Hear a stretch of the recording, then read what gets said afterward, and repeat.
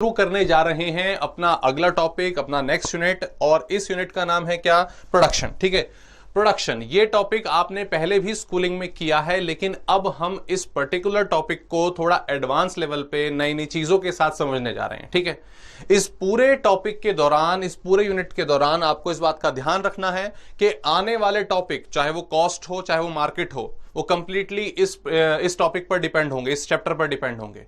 तो ये टॉपिक आपको बिल्कुल अच्छे तरीके से आना चाहिए। कोई भी क्वेरी है उनका सॉल्यूशन रेगुलर बेसिस पर आपको पता लगाना है, उसके बारे में कंफर्मेशन लेनी है। ओके, तो ये टॉपिक शुरू करने से पहले हमने ये चीज तो क्लियर कर ली कि आने वाले दोनों टॉपिक, कॉस्ट वाला टॉपिक भी और मार्केट वाला टॉपिक भी, दोनों इससे कोरिलेटेड हैं। तो आप समझ जाएंगे कि इस टॉपिक की अहमियत बहुत ज्यादा है। ओके, तो ध्यान रखिएगा, ये टॉपिक आपको सबसे अच्छे तरीके से आना चाहिए और एग्जाम में भी इसमें से काफी सारे क्वेश्चंस आपसे पूछे जाते हैं। ओके, तो नाउ अब शुरू करते हैं टॉपिक प्रोडक्शन। और प्रोडक्शन टॉपिक शुरू करते ही सबसे पहला क्वेश्चन क्या राइज होगा, आप समझ सकते हैं कि भाई प्रोडक्शन होता क्या है। ओके, प्रोडक्शन होता क्या है? तो बताइए दोस्तों, क्या होता है production? What is the term production means?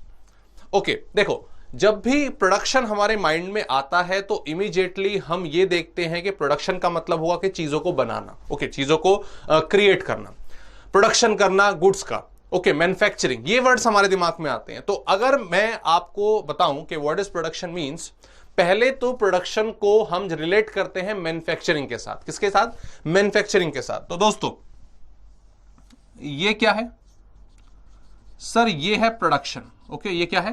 Production. और अगर मैं बात करूं तो जो मैन्युफैक्चरिंग है, ठीक है, वो पार्ट होता है किसका? प्रोडक्शन का है। ध्यान दें भाई, पूरा जो एरिया है, जो बड़ा सर्कल है, वो इंडिकेट कर रहा है किसको? प्रोडक्शन को। और जो मैन्युफैक्चरिंग है वो उसका पार्ट है। सर इसका मतलब क्या हुआ? इसका मतलब ये हुआ, देखो, मैन्युफैक्चरिंग रिलेटेड होती है गुड्स के प्रोडक्शन से। ओके, गुड्स के प्रोडक्शन से, विजिबल जो दिखाई देता है। लेकिन जो प्रोडक्शन है वो सर्विसेज का भी होता है। अब जैसे ये एक कोरिलेशन है हमारे बीच में, हमारे यहाँ पे जो सर्विस मैं आपको प्रोवाइड करा रहा हूं, तो ये भी क्या है? ये भी प्रोडक्शन का एक पार्ट होता है। ओके, तो खाली ये बोलना कि मैन्युफैक्चरिंग का मतलब होता है क्या सर? उसका मतलब होता है प्रोडक्शन, ठीक है, लेकिन ये आधा ठीक है। अगर हम बात करें मैन्युफैक्चरिंग की, वो गुड्स से रिलेटेड है और सर्विसेज का ही प्रोडक्शन होता है। So production of goods and services, ये पूरी डेफिनेशन कवर होगी, not only manufacturing. Okay sir, इसकी प्रॉपर डेफिनेशन क्या बनेगी? इसको तो हटा देते हैं, इसकी शायद जरूरत नहीं है। ठीक है सर, इसकी प्रॉपर डेफिनेशन क्या बनेगी? देखो, आइए प्रोडक्शन की डेफिनेशन समझते हैं। द टर्म प्रोडक्शन मीन्स, कि प्रोडक्शन एक्चुअल में होता क्या है? What is production means? So production is creation of utilities. Okay, production means creation of utility. Sir इसका मतलब क्या हुआ? देखो, यहां पर एक छोटी डेफिनेशन होगी, बिल्कुल इसको हम इन डिटेल अभी समझेंगे। क्रिएशन वर्ड आया और यूटिलिटी वर्ड आया। क्रिएशन वर्ड जुड़ा हुआ है किससे? प्रोड्यूसर से। किससे? प्रोड्यूसर से। और जो वर्ड है यूटिलिटी, वो जुड़ा हुआ है किससे? कंज्यूमर से।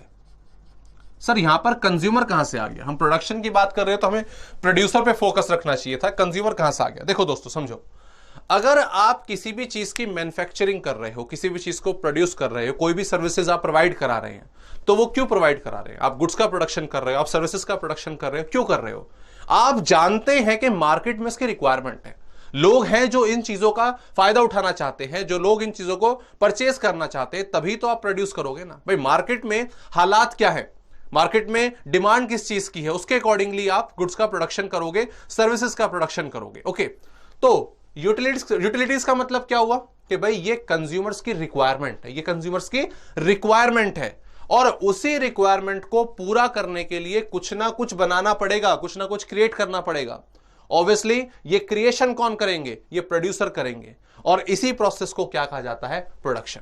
ओके, सो बेसिकली प्रोडक्शन का मतलब क्या हुआ? कंज्यूमर को जो चाहिए उसे क्रिएट करना, मार्केट में अवेलेबल करवाना, और ऑब्वियसली अगर अवेलेबल कराएंगे तभी कंज्यूमर्स की जो वांट्स हैं वो सेटिस्फाई होंगी। So in short, the term production is creation of utilities. What? Creation of utilities. अगर इसकी प्रॉपर डेफिनेशन हम लिखें, production is the process of थोड़ी सी भी इसको हम वास्ट करेंगे डेफिनेशन को। Okay, production is the process of creation of economic utilities. ठीक है, क्रिएशन ऑफ इकोनॉमिक यूटिलिटीज, इतना काफी है। यहां पर मैंने एक इकोनॉमिक वर्ड और ऐड करा डेफिनेशन में। इकोनॉमिक टर्म जो है वो प्रेजेंट करती है किसको? मॉनेटरी को, मनी को, कि भाई सीधी सी बात है, जो भी कुछ हम प्रोड्यूस करने जा रहे हैं उसकी इवैल्यूएशन हम मनी के टर्म्स में कर सकते हैं। ठीक है, तो that is what economic utilities. Economic नहीं भी लिखोगे, यूटिलिटीज लिखोगे तो भी चलेगा, लेकिन अगर आपको पता है इन डिटेल कि प्रोडक्शन की जो वैल्यूज है मनी के टर्म में, तो इकोनॉमिक यूटिलिटीज कहना बेटर होता है। ठीक है, और रही बात किसकी? प्रोसेस की। प्रोसेस कहां से लेकर कहां तक? Creation to satisfying wants। Okay, creation to satisfying wants। Process मतलब ये नहीं गुड्स बन गए प्रोडक्शन पूरा हो गया, नहीं, प्रोडक्शन का प्रोसेस आगे भी चलता रहता है। ठीक है, वो कब तक चलता है? जब तक कंज्यूमर अपनी वांट को सेटिस्फाई ना कर ले। ओके, वो आपका पूरा प्रोसेस प्रोडक्शन में कहा जाएगा। ओके, तो हमने सिंप्लीफाई कर दिया, खत्म कर दिया टर्म प्रोडक्शन क्या होती है। प्रोडक्शन का मतलब है creation of utility. Okay, utility किसके लिए? कंज्यूमर के लिए। क्रिएशन कौन करेगा? प्रोड्यूसर करेगा। क्रिएट हुई, कंज्यूमर ने कंज्यूम किया, उनकी वांट सेटिस्फाई हुई, ये पूरा प्रोसेस प्रोडक्शन के अंदर आता है। ओके, समझ आ गया? नाउ नेक्स्ट, इसको हटा देते हैं। अब सर प्रोडक्शन होता कितने तरीके से है, इसके क्या क्या पार्ट्स होते हैं? देखो, प्रोडक्शन के प्रोसेस को जैसे कि अभी हमने क्लासिफाई करा कि खाली मैन्युफैक्चरिंग को हम प्रोडक्शन नहीं कह सकते। ओके, कई सारे बहुत सारे कंसेप्ट हैं जो प्रोडक्शन के अंदर कवर होते हैं। ठीक है, तो वो कौन कौन से आपके कंसेप्ट हैं, कौन कौन से प्रोसेस हैं जिनको हम प्रोडक्शन का नाम देंगे? So next heading is what? Types of production. Next is what? Types of production, या टाइप्स ऑफ रिक्वायरमेंट, या टाइप्स ऑफ यूटिलिटीज, आप कुछ भी कह सकते हैं। ठीक है, ये सारा कवर कर लेगा कि हम किन तरीके से किन किन रिक्वायरमेंट के लिए प्रोडक्शन करते हैं। Okay, so the very first part is, वह सबसे सिंपल जो इमीडिएटली हमारे दिमाग में आता है, that is what? Form utility. Form utility. Sir ये फॉर्म यूटिलिटी क्या हुआ? फॉर्म वर्ड पे ध्यान देंगे। फॉर्म वर्ड बिल्कुल क्लियर कर रहा होगा आपकी मीनिंग। फॉर्म यूटिलिटी का मतलब है कि भाई जो भी कुछ है अवेलेबल, कौन अवेलेबल है? सर रॉ मटेरियल अवेलेबल है, उसकी फॉर्म चेंज कर देना। तो it means converting raw material into finished goods. Okay, converting raw material into finished goods is known as what? Form utility। okay, जैसे मैंने बताया ना कि भाई प्रोडक्शन के अलग अलग सिनेरियो होंगे, अलग अलग एरिया होंगे, तो वो कौन से एरिया होंगे उसकी बात हम कर रहे हैं। फॉर्म यूटिलिटी का मतलब क्या हुआ कि रॉ मटेरियल को हम फिनिश गुड में कन्वर्ट कर देंगे। एग्जैक्टली ये आपका कवर होगा मैन्युफैक्चरिंग के अंदर। जो मैन्युफैक्चरिंग वाला पॉइंट आप बोल रहे थे ना, हमने स्टार्टिंग में डिस्कस किया, वो इसके अंदर आएगा। मैन्युफैक्चरिंग क्या होता है? Manufacturing is what? Form utility. ठीक है, इसके अंदर आप जितनी भी इंडस्ट्रीज हैं, एग्जांपल अगर हम इसका लेकर देखें तो फॉर एग्जांपल स्टील इंडस्ट्री, ठीक है, इसके अलावा कोई भी इंडस्ट्री, कोई भी गुड्स आप बना रहे हैं, like shoes making, pen etcetera, जहां पर हमारे पास रॉ मटेरियल आता है और उसको हम यूटिलिटी के अकॉर्डिंग गुड्स में कन्वर्ट कर लेते हैं। Okay, that's it. आगे बढ़ते हैं। नेक्स्ट कंसेप्ट हमारा निकल के आता है second is what? Place utility. Okay, place utility. Place word पर ध्यान देंगे। सर प्लेस का मतलब क्या हुआ? एग्जैक्टली अगर हम प्लेस वर्ड की बात करें तो इसमें आपका आ जाता है एग्जैक्टली ट्रांसपोर्टेशन। क्या आ जाएगा इसमें? ट्रांसपोर्टेशन। सर मतलब ये हुआ, देखो अगर हम बात करें कोई भी फैक्ट्री अगर स्टैब्लिश होती है, हमने मतलब प्रोडक्शन करने के लिए मैन्युफैक्चरिंग यूनिट जो है वो स्टैब्लिश करी। ओके, और किसी भी चीज को प्रोड्यूस करने के लिए सबसे मेन रिक्वायरमेंट जो होगी वो किसकी होगी? वो रॉ मटेरियल की होगी। हमें क्या चाहिए? रॉ मटेरियल चाहिए। पेन बनाना है, कपड़े बनाने हैं, फर्नीचर क्रिएट करना है, तो डेफिनेटली उसके लिए हमें रॉ मटेरियल की जरूरत होगी। अब ऐसा तो नहीं होता ना कि जहां पर हमने फैक्ट्री स्टैब्लिश करी है इमीडिएटली उसके बगल में ही हमें सारा का सारा रॉ मटेरियल मिल जाए, ऐसा पॉसिबल नहीं है। फॉर एग्जाम्पल भाई मान लीजिए थर्मल पावर स्टेशन है, इलेक्ट्रिसिटी जनरेट करने का काम होता है, मेन जो प्रोडक्ट है वो क्या है? ऑब्वियसली इलेक्ट्रिसिटी है। अब थर्मल पावर स्टेशन में जो मेन रॉ मटेरियल है वो कौन सा है बताइए? एग्जैक्टली वो कोल है, कोयला है, कि भाई वहां पर इलेक्ट्रिसिटी जनरेट करने के लिए हमें कोयले की जरूरत है। तो भाई जहां थर्मल पावर स्टेशन बनाया बिल्कुल बगल में चारों तरफ क्या कोयला अवेलेबल होता है? ऐसा नहीं होता। थर्मल पावर स्टेशन अलग अलग जगह पर है, कोयले की जो खाने हैं, जो माइंस हैं वो अलग हैं। तो डेफिनेटली उन माइंस से उठाकर, ठीक है, रॉ मटेरियल कोयले की बात हम कर रहे हैं, उठाकर, ठीक है, हम ले जाते हैं कहां तक? ठीक है, कहां पर ले जाते हैं? आप थर्मल पावर स्टेशन तक। तो ये जो ट्रांसपोर्टेशन का प्रोसेस है, that is what place utility. ठीक है, that is what place utility के हमने रॉ मटेरियल को एक जगह से दूसरी जगह पर प्रोवाइड कराया।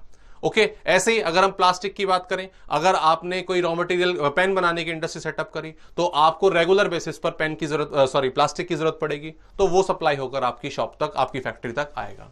ऐसे ही बिल्डर्स हैं, घर बना रहे हैं, बिल्डिंग मटेरियल उन्हें चाहिए, सीमेंट चाहिए, ब्रिक्स चाहिए, आपका स्टील चाहिए, तो सारा का सारा आसपास पड़ा हुआ है क्या? नहीं, वो उन्हें सप्लाई करवाना पड़ेगा। तो ये जो प्रोसेस होता है ट्रांसपोर्टेशन का, that is what place utility, कि हम रॉ मटेरियल को एक प्लेस से दूसरी प्लेस तक ले जाते हैं, ठीक है, और उसे फर्दर प्रोडक्शन के लिए प्रोवाइड कराते हैं। That is what place utility. Okay हाँ, आप कह सकते हो कि फॉर्म यूटिलिटी काफी हद तक प्लेस यूटिलिटी पर भी डिपेंड रहता है। ओके आगे बढ़ते हैं। Next point is what third point is time utility. That is what time utility. Time utility का मतलब क्या हुआ? गेस।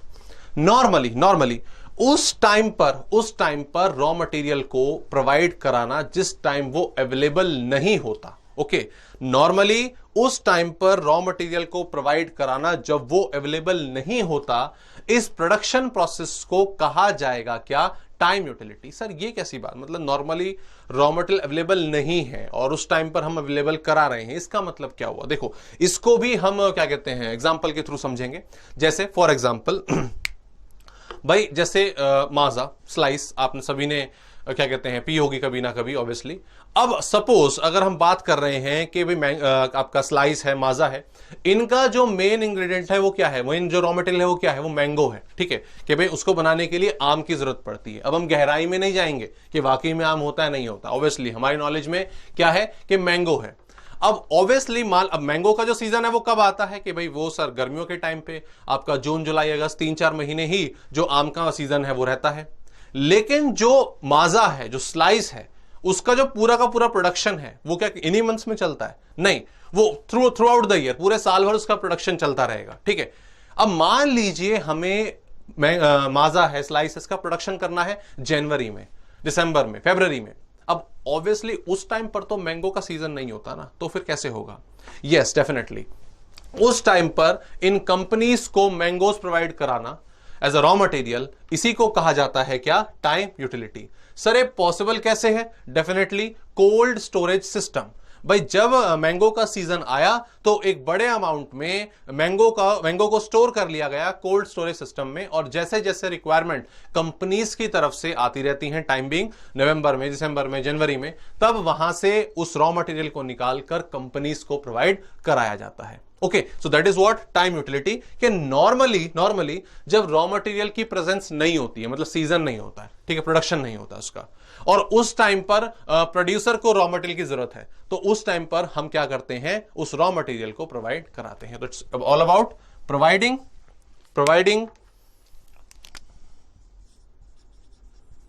रॉ मटेरियल, RM लिख रहा हूं शॉर्ट में, ठीक है, व्हेन इट रिक्वायर्ड, ठीक है, रिक्वायरमेंट के टाइम पर। और एग्जांपल आप इसका लिख सकते हैं cold storage system. Okay cold storage system, ठीक है। तो ये हमने एग्जांपल देखा किसका? फॉर्म यूटिलिटी का, सॉरी क्या कहते हैं, टाइम यूटिलिटी का। लास्ट पॉइंट पर आते हैं। 4 यूटिलिटीज होती हैं, 4 प्रोडक्शन के टाइप्स होते हैं। The fourth one is very simple. अगर हमने अभी तक 3 टॉपिक डिस्कस करे तो तीनों के तीनों कहीं ना कहीं गुड्स के प्रोडक्शन से रिलेटेड थे। फॉर्म में हम कन्वर्ट कर रहे हैं रॉ मटेरियल को, गुड्स आ गया। प्लेस यूटिलिटी में ट्रांसपोर्टेशन, ऑल्दो एक सर्विस है, लेकिन हाँ again same thing, manufacturing department से ज्यादा मिलता जुलता है। Time utility same, raw material provide कराना, ये भी इसी के अंदर आ गया। So the last point is what? Service utility. Service utility, ठीक है, और बिल्कुल सिंपल कंसेप्ट इसका। इसमें जितने भी आपके प्रोफेशनल हैं वो सब इसके अंदर आते हैं। प्रोफेशनल सर्विसेज, इसमें आप लोग आ गए, सीएज आ गए, सीएमएज आ गए, सीएस आ गए, टीचर्स आ गए, मैनेजर्स आ गए, इंजीनियर्स आ गए, एटसेट्रा, ये सभी आपके कंसीडर होते हैं किसके अंदर, सर्विस यूटिलिटी के अंदर। मतलब इनके पास अपनी कोई पर्टिकुलर स्किल है, स्किल बेस्ड है, ठीक है, और उसके अकॉर्डिंग अपनी जो सर्विसेज हैं वो प्रोवाइड कराते हैं और उसके अकॉर्डिंगली ही आगे काम होता है। तो दोस्तों हमने यहां पर प्रोडक्शन के 4 टाइप डिस्कस करे। The first one is what, form utility, next one is what, place utility, उसके बाद टाइम था, उसके बाद क्या था, सर्विस था। फॉर्म में हम क्या करते हैं, रॉ मटेरियल को फिनिश गुड में कन्वर्ट करने का, कन्वर्जन ऑफ शेप, ठीक है। प्लेस में ट्रांसपोर्टेशन, जहां पर रॉ मटेरियल प्रोवाइड हो रहा है से लेकर जहां पर उसकी जरूरत है, उसका पूरा process, place utility. Time utility, normally raw material 12 महीने प्रोवाइड नहीं हो सकता, मतलब उसका प्रोडक्शन नहीं हो सकता, लेकिन 12 महीने जरूर पड़ती है। तो जब प्रोडक्शन नहीं पॉसिबल और उस टाइम पे जरूरत है तो रॉ मटेरियल को प्रोवाइड कराना। कोल्ड स्टोरेज सिस्टम का एग्जांपल मैंगो वाला हमने इसमें देखा। And the last one is what, service utility, professional skill के अकॉर्डिंग अपनी सर्विसेज देना, दूसरों को देना, it is also a part of what, production. Okay दोस्तों, तो हमने यहां पर इन डिटेल डिस्कस करा कि प्रोडक्शन किन किन तरीके से होता है, इसकी यूटिलिटीज क्या होती हैं। ओके, आगे बढ़ते हैं। आगे हम मूव करने वाले हैं एक छोटे से टॉपिक पर, that is what, factors of production. और ये टॉपिक फिलहाल अभी हम इन डिटेल नहीं करेंगे, ठीक है। मैं बस आपको बताऊंगा कि प्रोडक्शन करने के लिए कौन कौन से फैक्टर्स चाहिए। ऑल्दो मुझे भरोसा है कि आपको पहले से पता होगा कि कौन कौन से हमें फैक्टर्स चाहिए प्रोडक्शन करने के लिए। एंड उसके बाद हम अगले टॉपिक पर जाएंगे, प्रोडक्शन फंक्शन, और जब चैप्टर खत्म हो जाएगा तब वापस इस टॉपिक पर आएंगे। क्यों? तब तक आप इन सभी टॉपिक से फैमिलियर हो जाओगे, तो मेरे जो एफर्ट्स हैं वो कम हो जाएंगे और डेफिनेटली आपके आंसर पहले से ही तैयार होंगे कि इन सब फैक्टर्स में होता क्या क्या है, ठीक है। तो मैं नेक्स्ट हेडिंग डाल रहा हूं, फैक्टर्स ऑफ प्रोडक्शन। और एग्जैक्टली आप में से कोई आंसर दे भी दिया है ऑलरेडी।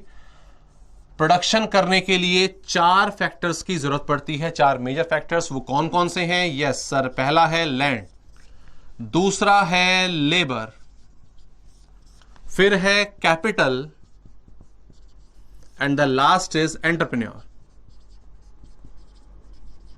आप एंटरप्रेन्योर बोले या एंटरप्रेन्योरशिप बोले, एक ही बात है, ठीक है। होता क्या क्या है, ओवरव्यू देख लेते हैं एक बारी, ठीक है। इन डिटेल इनके फीचर्स जैसे मैंने बताया हम चैप्टर एंड में करने वाले हैं, फिलहाल नहीं, ओके। तो सबसे पहला फैक्टर क्या? लैंड। ऑब्वियसली जहां पर हम अपने यूनिट को, अपने फर्म को, अपनी फैक्ट्री को स्टैब्लिश करेंगे, जमीन वो हमें चाहिए, ठीक है, that is what, land. Labour, जो लोग काम करेंगे ऑब्वियसली आकर, भाई बिना लेबर के, बिना एम्प्लॉइज के तो काम पॉसिबल नहीं है ना। तो जो हमें जो मैन पावर चाहिए, जो आपका लेबर फोर्स चाहिए, उसे कहा जाता है क्या? आपका लेबर, ओके। मेन फैक्टर हुआ। कैपिटल, ऑब्वियसली मनी, भाई हमें इतनी सारी चीजें मैनेज करनी है, रॉ मटेरियल परचेस करना है, मशीन परचेस करनी है, बिल्डिंग परचेस करनी है, ये तमाम चीजें, एडवर्टाइजमेंट का खर्चा होगा, ट्रांसपोर्टेशन का खर्चा होगा, तो सब फ्री में नहीं होगा, इसके लिए अमाउंट पे करना पड़ेगा। तो उसके लिए हमें क्या चाहिए? मनी चाहिए। तो money stands for what? Capital, ठीक है, ये मेन फैक्टर हुआ। एंड फाइनली ये तीनों फैक्टर, लैंड, लेबर और कैपिटल, अगर हमें मिल भी जाएं तब भी एक भी यूनिट प्रोड्यूस नहीं हो सकती, पॉसिबल नहीं है, जब तक ना हो कौन सा? Entrepreneurship, fourth factor. मतलब सर देखो, बेसिकली एंटरप्रेन्योरशिप के अंदर 2 वर्ड कवर हो जाते हैं, एक ओनर और एक क्या? मैनेजमेंट, ठीक है।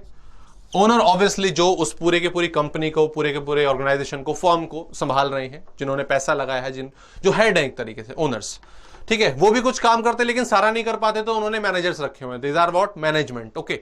तो मैनेजमेंट है, ओनर है, ये डिसीजन लेते हैं कि हमें इस बिजनेस को किस ओर ले जाना है, हमें क्या क्या टारगेट्स जो है वो अचीव करने हैं, ठीक है। हमें इस साल कितना प्रोडक्शन करना है, कितनी मशीन यूज करनी, कौन सी स्ट्रेटजी बनेगी, कौन सी पॉलिसी बनेगी। तो एक तरह से बिजनेस को शेप देने का काम वो किसका होता है? वो एंटरप्रेन्योरशिप, ओनर एंड मैनेजमेंट का होता है। तो ये एक फोर्थ मेन फैक्टर हमारे सामने निकल कर आया। 4 फैक्टर जिनके बिना प्रोडक्शन पॉसिबल नहीं है, चारों चाहिए, ये नहीं कि 3 से काम चल जाएगा, 2 से काम चल जाएगा। Land, labour, capital and entrepreneurship, okay. और इन डिटेल अगर हम बात करें तो यहां पर हम इसके फैक्टर्स अभी नहीं करने वाले हैं, हम ये बाद में करने वाले हैं, अपने टॉपिक को, प्रोडक्शन फंक्शन को फिनिश करने के बाद, ओके। तो दोस्तों अभी तक हमने 2 टॉपिक डिस्कस करें। पहला क्या था? प्रोडक्शन की मीनिंग, मीनिंग हमने देखी क्रिएशन ऑफ यूटिलिटी, 4 पार्ट उसके आगे, form, place, time and service. और अभी हमने डिस्कस करा क्या, सिर्फ फैक्टर्स के बारे में ओवरव्यू लिया। 4 फैक्टर चाहिए, land, labour, capital and entrepreneurship. Okay, आइए अब बढ़ते हैं अगले मेन टॉपिक पर इस चैप्टर के, and that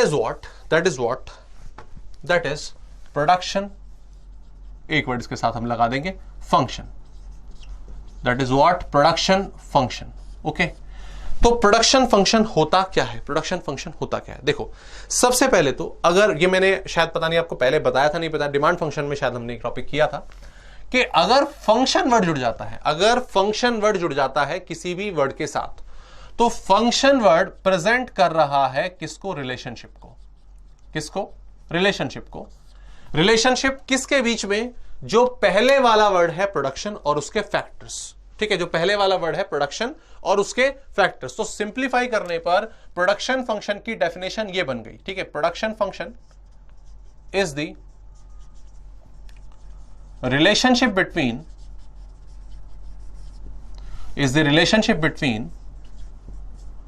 production and factors affecting production. Okay, इसमें देखो 2 मेन वर्ड हमारे आए, एक मैंने क्या बोला, प्रोडक्शन, और एक फैक्टर्स। ओके, यहां पर अगर हम बात करें, ये क्या है, आउटपुट, और ये क्या है, इनपुट। ओके, सर मतलब क्या हुआ, इनपुट है आउटपुट है, डेफिनेशन आपने लिख दी। देखो डेफिनेशन तो देखो क्लियर हो जानी चाहिए। जैसे मैंने आपको बताया कि प्रोडक्शन फंक्शन, फंक्शन वर्ड किसको प्रेजेंट कर रहा है, फंक्शन वर्ड प्रेजेंट कर रहा है रिलेशनशिप को। ठीक है, किसके बीच की रिलेशनशिप, जो पहले वाला वर्ड है यानी कि प्रोडक्शन और उसी के factors, production and it factors. So definition क्या बनी, production function is the relationship between production and factors affecting production. उसके बाद अब इस डेफिनेशन का हम जरा ऑपरेशन कर रहे हैं। प्रोडक्शन वर्ड का मतलब क्या है, आउटपुट, और फैक्टर्स का मतलब क्या हुआ, इनपुट। मतलब देखो, अगर हम किसी भी चीज को प्रोड्यूस कर रहे हैं, अभी हमने डिस्कस किया कि हमें लैंड, लेबर, कैपिटल, एंटरप्रेन्योरशिप, ये सारे के सारी चीजें चाहिए। इन्हीं को आगे चल के फर्दर हम मशीन में, रॉ मटेरियल में, लेबर में कन्वर्ट करते हैं। ठीक है, और इन सभी चीजों को हम नाम देते हैं क्या, इनपुट। ओके, इनपुट बोले फैक्टर बोले एक ही बात है, प्रोडक्शन करने के लिए जो हमने लगाया है। ठीक है, that is what, input. Okay, अब नेक्स्ट, ये सारे फैक्टर्स मिलकर एक साथ काम करते हैं, लैंड, लेबर, कैपिटल, प्रोडक्शन शुरू होता है, रॉ मटेरियल कन्वर्ट होता है, पैकिंग होती है, बिकता है सामान मार्केट में जाके।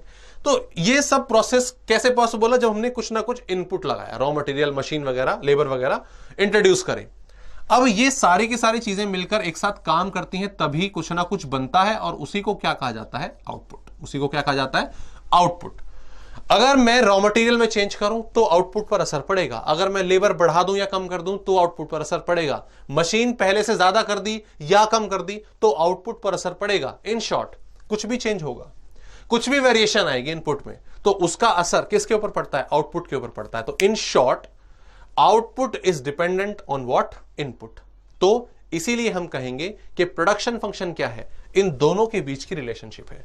Production function is the relationship between output and input. Production function is the relationship between production and its factors. Okay, तो दोनों में से कोई भी डेफिनेशन चलेगी, मीनिंग आपको क्लियर होना चाहिए। डेफिनेशन तो आप खुद भी अपने वर्ड्स में फॉर्म कर सकते हो, हाँ, कंसेप्ट वो क्लियर होना चाहिए। तो हम 2 चीजों को डिस्कस करते हैं इसमें, वो क्या, एक आपका प्रोडक्शन और उसके फैक्टर्स। समझ आ गया, that is what the meaning of production function. आगे बढ़ते हैं दोस्तों, हमने यहां पर प्रोडक्शन की बात कर ली कि प्रोडक्शन क्या होता है, हमने उसके फैक्टर्स की बात कर ली कि भाई फैक्टर्स हमें प्रोडक्शन करने के लिए कौन कौन से चाहिए। हमने ये भी डिस्कस कर लिया कि जो प्रोडक्शन फंक्शन है वो क्या होता है, ये हमें पता चला कि इनपुट और आउटपुट की रिलेशनशिप होती है। अब आते हैं सबसे मेन कड़ी पर, जो जरूरी है, बहुत जरूरी है, वो क्या है, the heading is laws of production.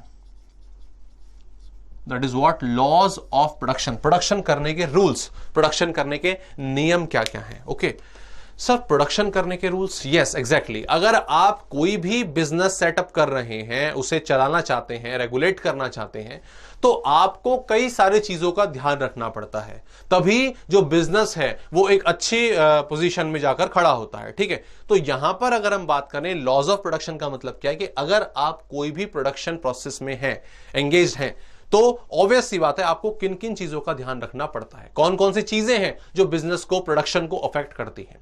Okay, तो नेक्स्ट लॉज ऑफ प्रोडक्शन, आइए ध्यान देते हैं। देखो मान लीजिए सपोज आपने कोई प्रोडक्शन शुरू किया, आपने कोई भी प्रोडक्शन शुरू करा। प्रोडक्शन शुरू करने पर आप क्या सोचते हैं कि इमीडिएटली यार मतलब हमें ये बिजनेस छोटे टाइम के लिए, कुछ टाइम के लिए चलाना है, ये लंबे टाइम के लिए हम इसको पॉजिटिव थिंकिंग के साथ लेकर चलेंगे कि भाई यार हमें 9-10 साल, 12 साल, 20 साल, 50 साल ये बिजनेस करना है। बताइए क्या रहता है आपके माइंड में? हाँ जी, दोबारा से क्वेश्चन मैं आपके सामने रख दूं। अगर आप अपना कोई भी बिजनेस शुरू करते हैं, ठीक है, उसमें इन्वेस्टमेंट करते हैं, उसकी प्लानिंग करते हैं, तो आप जो इन्वेस्टमेंट है, जो आपके ऑब्जेक्टिव्स हैं, जो प्लानिंग है, वो किस पॉइंट ऑफ व्यू से होती है कि ये बिजनेस पहले आपको शॉर्ट टर्म में चलाना है, छोटे टाइम के लिए चलाकर देखेंगे इसको, ठीक है, या फिर ये बिजनेस हमें लॉन्ग टर्म में लेकर जाना है, लॉन्ग टर्म तक चलाना है, 40-50 साल, उस हिसाब से प्लानिंग करोगे। बताइए लॉन्ग टर्म के बिहाफ से प्लानिंग होगी, शॉर्ट टर्म के बिहाफ से होगी? बताइए, ध्यान दीजिएगा दोस्तों। मोस्टली जो रिस्पॉन्स है वो है सर हम बिजनेस को लॉन्ग टर्म के लिए लेकर जाएंगे, पर ऐसा नहीं है। जब भी कोई बिजनेस स्टार्ट होता है तो उसमें होने वाली इन्वेस्टमेंट, उसमें होने वाले डिसाइड होने वाले ऑब्जेक्टिव, उसमें प्रोडक्शन प्रोसेस हमेशा शॉर्ट टर्म के हिसाब से होता है। सर ये आप क्या कह रहे हैं कि हम बिजनेस शुरू कर रहे हैं ये सोचकर कि हमें छोटे टाइम के लिए चलाना है? नहीं दोस्तों, बिजनेस शुरू तो इसीलिए हुआ है कि हमें लंबे टाइम तक चलाना है, कि पॉजिटिव थिंकिंग ऑब्वियसली, ठीक है, कि हम लंबे टाइम तक बिजनेस को करेंगे।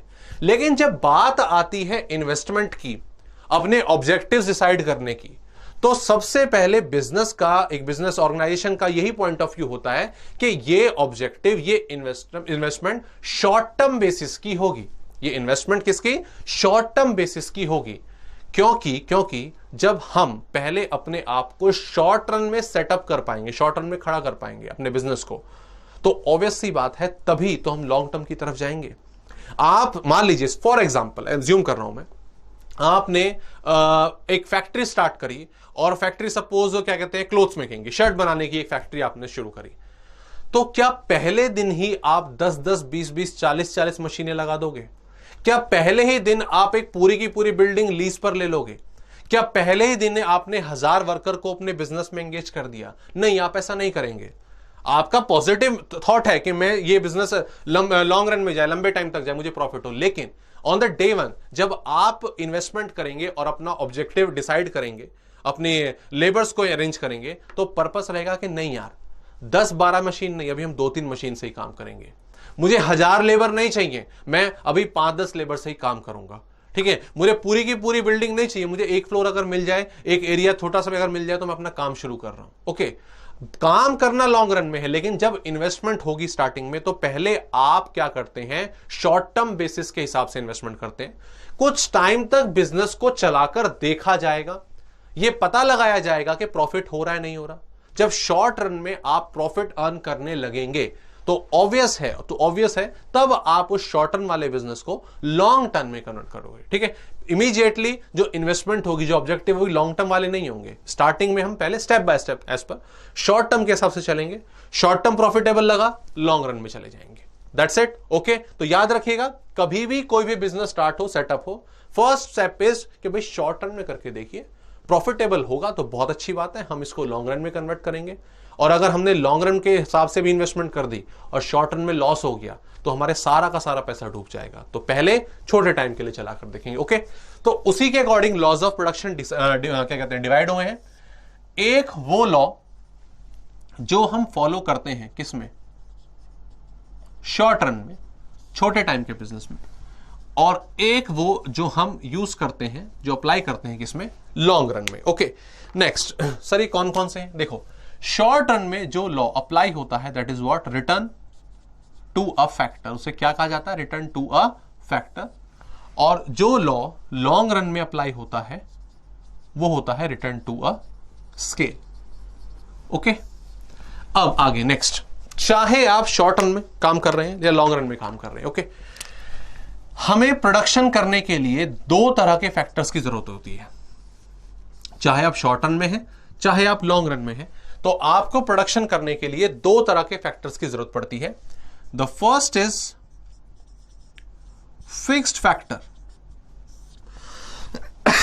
Sorry, another is variable factor. Same ऐसे यहां पे FFVF, fixed factor, variable factor, okay. Next, अब यहां पर सर ये क्या है, फिक्स्ड फैक्टर वेरिएबल फैक्टर क्या है? देखो, अभी मैं नेचर के हिसाब से, मैं प्रोडक्शन के हिसाब से नहीं बता रहा हूं फिक्स्ड फैक्टर वेरिएबल फैक्टर क्या होते हैं, मैं इनके नेचर के हिसाब से बता रहा हूं कि फिक्स्ड फैक्टर वेरिएबल फैक्टर क्या होते हैं, ओके। अगर हम प्रोडक्शन कर रहे हैं, प्रोडक्शन करने के लिए हमें फैक्टर्स चाहिए, बिल्कुल सही बात है। कौन कौन से फैक्टर्स की जरूरत पड़ेगी बताइए? अगर आप प्रोडक्शन कर रहे हो, आपका कोई भी बिजनेस है, लाइक क्लोथिंग का है या क्या कहते हैं शूज बनाने का, पेन बनाने का, वट एवर, कुछ भी, तो ऑब्वियस सी बात बताइए आपको कौन कौन से फैक्टर्स की जरूरत पड़ेगी? सर मेन फैक्टर तो वही है, लैंड, लेबर, कैपिटल, ठीक है, इनको थोड़ा और क्लासिफाई कर लेते हैं। सर हमें मशीन चाहिए, ओके, हमें लेबर चाहिए, ओके, हमें रॉ मटेरियल चाहिए, बिल्डिंग चाहिए, तो ये सारे फैक्टर्स हमारे सामने होने चाहिए, तभी प्रोडक्शन का प्रोसेस आगे बढ़ेगा। मैं इनमें से दो एग्जांपल को लेकर चल रहा हूं, एक क्या मशीन और एक क्या लेबर, ओके। एक तरफ मैंने क्या ज्यूम करा, मशीन, एक तरफ क्या ज्यूम करा, लेबर। अब दोस्तों ध्यान दीजिए, मशीन में और लेबर में क्या फर्क है बताइए? सर मशीन मशीन होती है, लेबर लेबर होता है। अरे वाह, माय गॉड, क्या आपने डिफरेंस दिया, बहुत बढ़िया। सर क्या कहते हैं, जो मशीन है वो नॉन लिविंग है और लेबर लिविंग है। अरे वो तो बिल्कुल ठीक बात है, लेकिन इसके अलावा दोनों में क्या फर्क है, ध्यान देंगे। अगर हम मशीन की बात करें, what is machine? Machine is about definitely non living thing, लेकिन अगर मशीन की कॉस्ट की बात करें, ठीक है, यहां 3 डेट वाली डेफिनेशन मत लेके आ जाना, मशीन वो रेंचो वाली नहीं, ठीक है। मशीन की अगर हम बात करें तो मशीन का मतलब है कि हमें एक ज्यादा इन्वेस्टमेंट, एक ह्यूज इन्वेस्टमेंट की जरूरत पड़ती है। और ऑन द अदर हैंड अगर हम लेबर की बात करें तो लेबर पर इतनी ज्यादा इन्वेस्टमेंट नहीं होती। मतलब मशीन आप एक दिन परचेस करके ले आए, दैट्स इट, वो मशीन आपकी हो गई। अब आपको दोबारा उससे रिलेटेड कोई खर्चा नहीं करना है, ठीक है। मतलब कहने का मतलब आप बेनिफिट उसका लंबे टाइम तक लगेंगे, देखेंगे। एक बार आपने मशीन परचेस करी, बेनिफिट आपको लंबे टाइम के लिए मिलेगा, ठीक है। लेकिन लेबर पर खर्चा कैसे होता है? रेगुलर बेसिस पर। मंडे आया सैलरी दी, ट्यूसडे आया सैलरी दी, वेडनेसडे नहीं आया नहीं दी, थर्सडे आया फिर दी, तो रेगुलर बेसिस पर खर्चा हो रहा है, ठीक है। दूसरी चीज, मशीन पर जो अमाउंट इनकर्ड होता है नॉर्मली ज्यादा होता है, मशीन महंगी आती है, ठीक है। Labour on a cheap rate, मतलब क्योंकि आप उसको डेली बेसिस पर खर्चा दे रहे हो, डेली बेसिस पर उसकी वेज पे कर रहे हो, तो as compare to cash outflow, हमारे पास से कितना पैसा गया, उसके अकॉर्डिंगली मशीन पर ज्यादा पैसा जाता है, लेबर पर रेगुलर बेसिस पर है, वर्किंग कैपिटल है, तो कम अमाउंट में जाता है। मशीन को हम इजीली बढ़ा घटा नहीं सकते, ठीक है, क्योंकि उसका कॉस्ट ज्यादा है, उसकी इन्वेस्टमेंट ज्यादा है। लेबर चल जाता है, ठीक है भैया, 10 लेबर है, कल 12 चाहिए हो जाएगा, 15 चाहिए हो जाएगा, यार अब 8 ही चाहिए, कम कर दो, चलता है, ऊपर नीचे चलता है, ठीक है। तो यहां पर अगर हम देखें मशीन और लेबर को अगर हम क्लासिफाई करें तो मशीन क्या होता है दोस्तों? Fix factor. मशीन क्या होता है? Fix factor. वेरिएबल फैक्टर क्या होता है आपका? लेबर।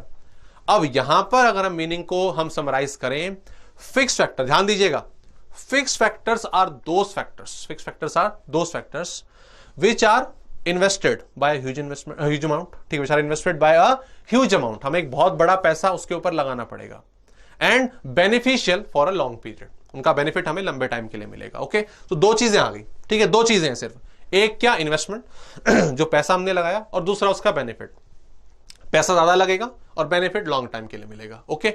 और अगर हम वेरिएबल फैक्टर की बात करें तो वेरिएबल फैक्टर सेम दो चीजें कि भाई इनमें पैसा तो कम लग रहा है, इन्वेस्टमेंट मतलब सीधी सी बात है कम है, लेकिन इनका बेनिफिट भी लॉन्ग टर्म के लिए नहीं मिलता। एक लेबर को 500 रुपए एक दिन के दिए तो वो सुबह से लेकर शाम तक काम करेगा, फिर फिनिश, 500 रुपए जो उसके जो खत्म हो गए, ओके। इन पर रेगुलर बेसिस पर खर्चा करना पड़ता है, ठीक है। तो चाहे आप शॉर्ट रन में हैं चाहे आप लॉन्ग रन में हैं, आपको मशीन्स भी चाहिए और आपको लेबर भी चाहिए, शॉर्ट रन में भी लॉन्ग रन में भी। मशीन की अगर हम बात करें, फिक्स फैक्टर, इन्वेस्टमेंट ज्यादा, बेनिफिट भी ज्यादा। वेरिएबल फैक्टर, लेबर, खर्चा कम है लेकिन बेनिफिट भी उस हिसाब से कम है, ओके। अब आगे बढ़ते हैं दोस्तों। मान लीजिए अब इनका प्रोसेस क्या होता है, किस तरीके से हम लॉज ऑफ प्रोडक्शन की बात करते हैं, हम किस तरीके से प्रोडक्शन के रूल्स को क्लासिफाई करते हैं, ओके। ध्यान देंगे भाई, अगर हम बात करें, मान लीजिए आपने कोई बिजनेस शुरू करा, ठीक है, अभी बिल्कुल नए हैं आप, आपको बिजनेस की नॉलेज नहीं है, ठीक है, आप मान लीजिए आपने क्लोथ मेकिंग, कपड़े बनाने का, शर्ट्स बनाने का काम शुरू करा, ठीक है, हाँ ये वाली बनानी है बिल्कुल आपने जो मैंने पहनी हुई है। भाई अगर आप शर्ट बनाने का काम शुरू कर रहे हैं तो आप क्या करोगे, सेम चीज आपको, जैसे मैंने बताया अभी कि आपका प्राइम ऑब्जेक्टिव क्या होगा कि आपको शॉर्ट टर्म तक के लिए काम करना है, ठीक है, पहले शॉर्ट टर्म में बिजनेस को चला के देखेंगे। So on the day one बताइए 10 मशीनें, 15 मशीनें, ठीक है, 400-500 लेबर, पूरी बिल्डिंग फ्लोर, नहीं ऐसा नहीं, कुछ नहीं सर, पहले छोटे लेवल पर काम करेंगे। हम एक मशीन लेकर आए, ठीक है, दैट्स इट। हमने एक छोटा सा एरिया जो है वो लीज पर, रेंट पर ले लिया बिल्डिंग का काम चलाने के लिए, ठीक है, और कुछ 1-2 लेबर हमने रख लिए ताकि वो काम करते रहें, और जैसे जैसे मार्केट में डिमांड आती रहेगी, ठीक है, और हम उसका हिसाब से प्रोडक्शन बढ़ाते रहेंगे, ठीक है। अभी तो फिलहाल 0 ही है, ठीक है। अब ध्यान दीजिए, सपोज तो हम दोबारा से रिवाइज करने वाले हैं। एक मशीन आ गई, ठीक है, आपने एक मशीन रखी है, इसको समझिएगा, एग्जांपल को क्लियर हो जाएगा पूरा का पूरा प्रोडक्शन। एक मशीन आपने रखी है, आपने 1-2 लेबर रख लिया फिलहाल स्टार्टिंग में काम करने के लिए, ठीक है, मैं ये, और बिल्डिंग ले ली है आपने रेंट पे। मैं ये एज्यूम कर रहा हूं कि जो मशीन आपने बाय करी है वो एक दिन में 20 घंटे चल सकती है। कितना? 18 से 20 घंटे चल सकती है। उससे ज्यादा चलाओगे तो उसकी लाइफ पर असर पड़ेगा, 4-5 घंटे का रेस्ट मशीन को भी चाहिए। ओके, अब ये बात आपको नहीं पता। ओके, मैं एज्यूम कर रहा हूं कि 20 आवर्स है, लेकिन ये बात आपको नहीं पता। क्यों? आप तो आज ही आए हैं ना मशीन को लेकर अपने बिजनेस में, आपको थोड़ी ना आइडिया उस चीज का। तो ध्यान दें, अब स्टार्टिंग में काम शुरू हुआ, डिमांड आपके पास आई, लेबर जो है वो काम कर रहे हैं, ठीक है। तो मैंने एज्यूम करा कि एक मशीन आपने लगा दी है और 2 लेबर सपोज उसके ऊपर काम कर रहे हैं। हम एक भी रख सकते थे, मैं 2 मान के चल रहा हूं। थोड़ी थोड़ी डिमांड आई, अब यहां पर लेबर ने काम शुरू करा। अच्छा, मेन काम क्या है? मेन काम क्या है मशीन के ऊपर? कि हमें कपड़े की कटिंग करनी है। ओके, हमें कपड़े की कटिंग करनी है, रॉ मटेरियल जो है मेन एक तरह से देखा जाए तो वही है, और डिजाइन तैयार करना है, ठीक है। उसके बाद फिर उसको मशीन के अकॉर्डिंग शेप देनी है, शर्ट तैयार करनी है, और फाइनली पैकिंग करनी है। तो कितने काम हो गए भाई? 4 काम हो गए। ओके, एक क्या? रॉ मटेरियल की कटिंग अकॉर्डिंग टू साइज, एक डिजाइनिंग वाला हो गया, एक मशीन को, एक शर्ट्स को तैयार करना, और लास्ट क्या? पैकिंग। 4 काम हो गए। कितने लेबर काम कर रहे हैं? कितने लेबर काम कर रहे हैं सर? अभी 2 ही लेबर काम कर रहे हैं, ठीक है, क्योंकि अभी डिमांड कम है। अब मुझे ये बताइए अगर 2 ही लेबर काम कर रहे हैं तो क्या मशीन 20 के 20 घंटे चला देंगे वो? नहीं सर, 2 लेबर है ना, उनकी काम करने की एफिशिएंसी 8-9 घंटे एक दिन में, ठीक है। और जब वो कटिंग कर रहे हैं, ठीक है, जब वो डिजाइन तैयार कर रहे हैं, जब वो पैकिंग कर रहे हैं, तब मशीन थोड़ी ना चल रही है। मशीन तो कब चलेगी? जब शर्ट को तैयार करेंगे।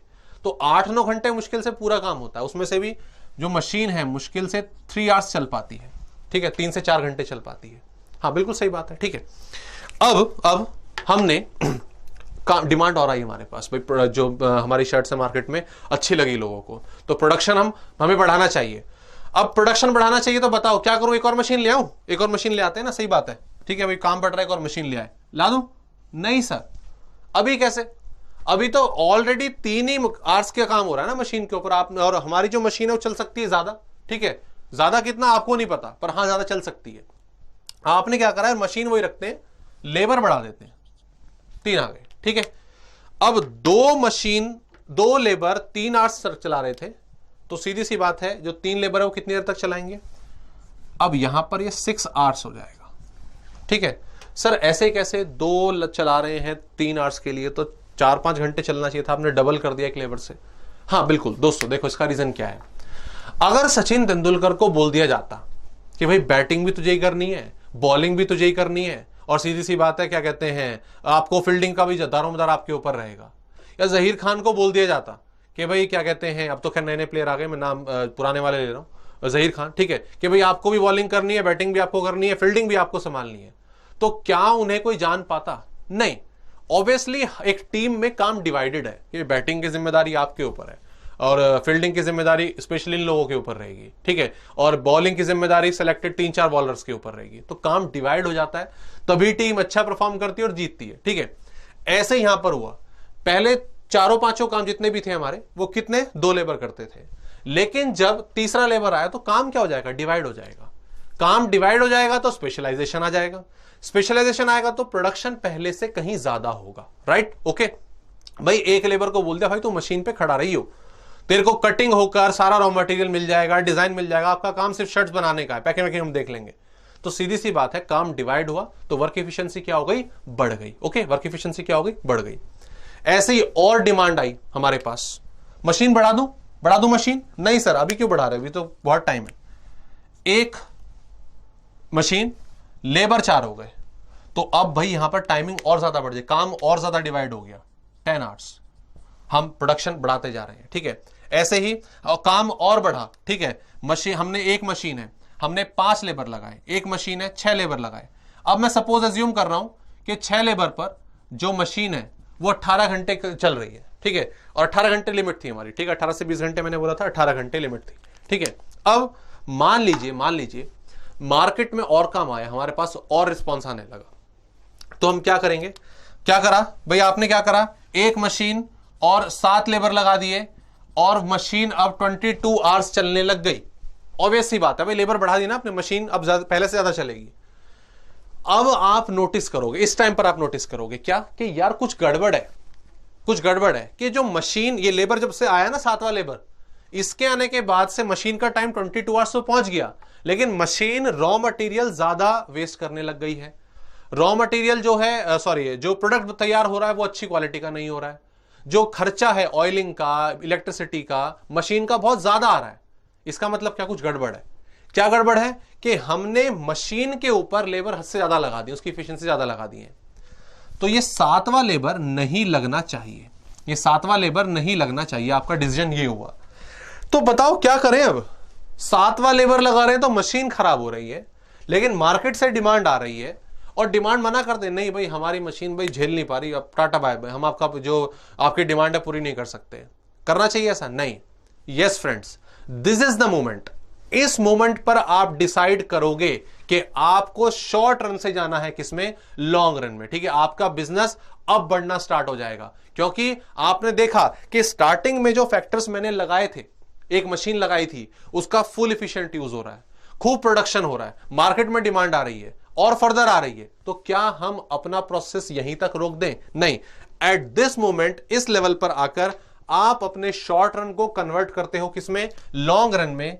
एक मशीन और 6 लेबर आपके पास तो पहले से ही थे, अब 2 मशीन हो जाएंगी। लेबर कितने? लेबर कितने? 7 कर दूं या 8 कर दूं?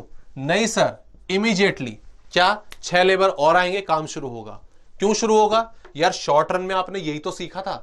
जब एक मशीन आई और 2 लेबर आए, तब थोड़ी ना आपको नॉलेज थी कि यार एक मशीन पर कितने लेबर चाहिए। यही तो आपने सीखा शॉर्ट रन में। आप नए थे, आपको नहीं पता था कितनी मशीन चाहिए, आपको नहीं पता था कितने लेबर सूटेबल रहेंगे, आपको नहीं पता था रॉ मटेरियल किस क्वांटिटी में लेना है। शॉर्ट रन में आपने यही सब सीखा कि एक मशीन पर 2, 3, 4, 5, 6 लेबर सही रहेंगे।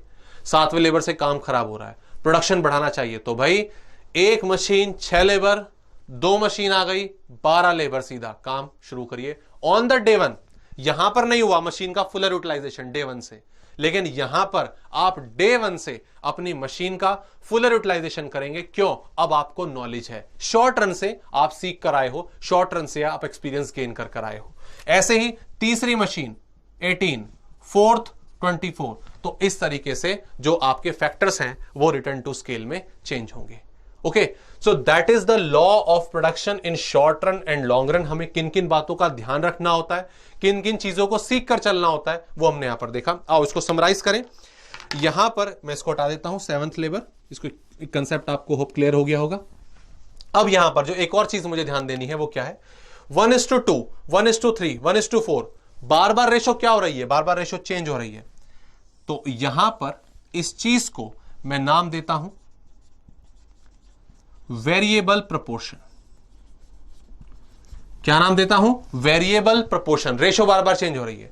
और यहां पर 1:6, 2:12, 3:18। अगर आप यहां पे डिवाइड करोगे 1/6 ओके है, 2:12 को करोगे तो 1:6 आएगा, 3:18 को करोगे 1:6 आएगा। हर बार रेशो क्या आएगी? सेम आएगी। That is known as what? Constant proportion. इसे क्या बोला जाएगा? Constant proportion. तो जो लॉ आपका अप्लाई होता है शॉर्ट रन में, उसे हम नाम देते हैं क्या? Return two factor. उसे हम क्या नाम देते हैं? Return two factor. और वो वेरिएबल प्रोपोर्शन पर बेस्ड होता है। ठीक उसी तरह जो लॉ आपका यूज होता है लॉन्ग रन में, उसे हम नाम देते हैं क्या? Return to scale. और ये बेस्ड होता है कांस्टेंट प्रोपोर्शन पर। लॉन्ग रन में हो, शॉर्ट रन में हो, फिक्स फैक्टर चाहिए, वेरिएबल फैक्टर चाहिए। फिक्स्ड फैक्टर इन्वेस्टमेंट ज्यादा है, बेनिफिट भी ज्यादा है। वेरिएबल फैक्टर इन्वेस्टमेंट कम है, बेनिफिट भी शॉर्ट टर्म के लिए है। Clear? So friends, this is all about the laws of production. जो प्रोडक्शन करने के लिए रूल्स हमें फॉलो करने चाहिए, हम वन बाय वन आने वाली क्लासेस में एक बार डिस्कस करेंगे रिटर्न टू फैक्टर को, एक बार रिटर्न टू स्केल को, उसके बाद ये टॉपिक हमारा डन होगा। ठीक है, तो दोस्तों आज की क्लास में हम इतना ही रखेंगे। नेक्स्ट क्लास मिलते हैं आपसे, हम कंसेप्ट ऑफ प्रोडक्शन और लॉ ऑफ वेरिएबल शुरू करने वाले हैं। थैंक यू फ्रेंड्स, मिलते हैं आप लोगों से नेक्स्ट क्लास में। Okay, thank you.